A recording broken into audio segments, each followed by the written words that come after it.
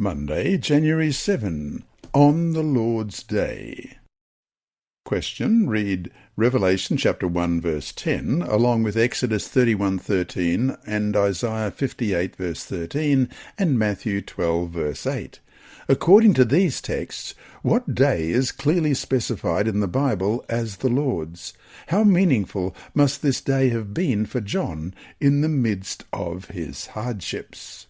First of all, Revelation chapter 1 and verse 10. I was in the Spirit on the Lord's day, and I heard behind me a loud voice, as of a trumpet. And Exodus 31 verse 13.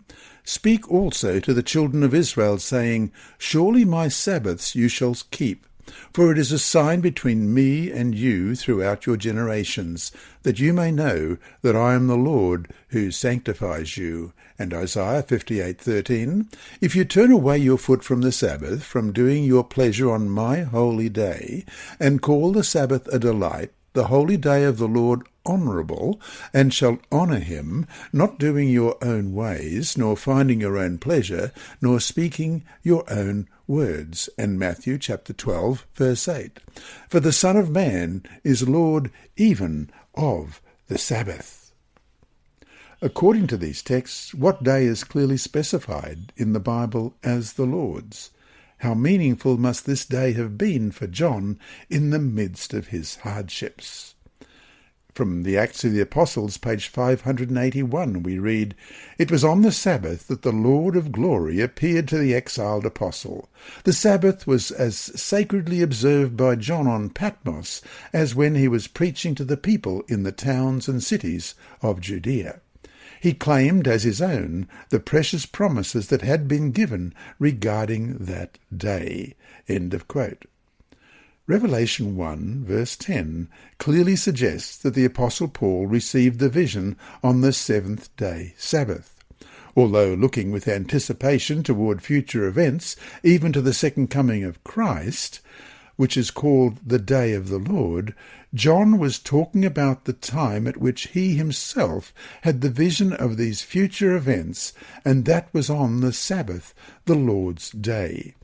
And with this, we'll look at Revelation chapter 1, verse 7. Behold, he is coming with clouds, and every eye will see him, even those who pierced him. And all the tribes of the earth will mourn because of him. Even so, Amen.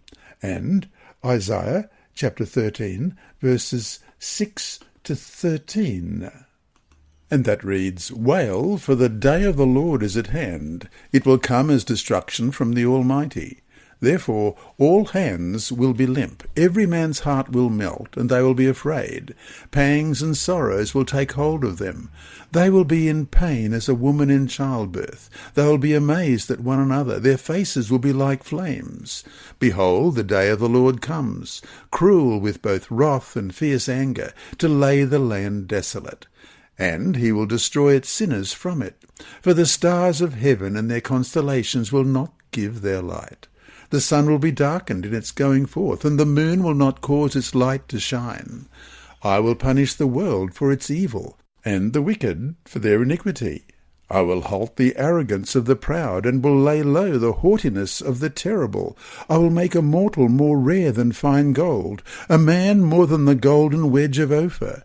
Therefore I will shake the heavens, and the earth will move out of her place, in the wrath of the Lord of hosts, and in the day of his fierce anger. And 2 Peter chapter 3, verse 10. But the day of the Lord will come as a thief in the night, in which the heavens will pass away with a great noise, and the elements will melt with fervent heat. Both the earth and the works that are in it will be burned up. No question that amid his sufferings, this vision-filled Sabbath must have become to him a foretaste of a life free from suffering, which he and the faithful of all ages will experience after the second coming.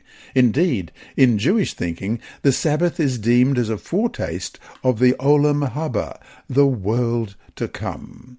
And from the Seventh-day Adventist Bible Commentary, Volume 7, page 955, we read, The Sabbath, which God had instituted in Eden, was precious to John on the lonely isle. What a Sabbath was that to the lonely exile, always precious in the sight of Christ, but now more than ever exalted. Never had he learned so much of Jesus. Never had he heard such exalted truth. And to finish the day, compare the two versions of the fourth commandment of the Decalogue in Exodus 20 verse 11 and Deuteronomy 5 verse 15. These texts point to the seventh-day Sabbath as a memorial of both creation and deliverance, reminding us that God both made us and redeemed us.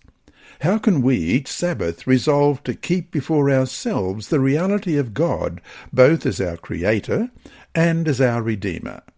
Think about this too. What good would it be for him to be our Creator without his being our Redeemer as well?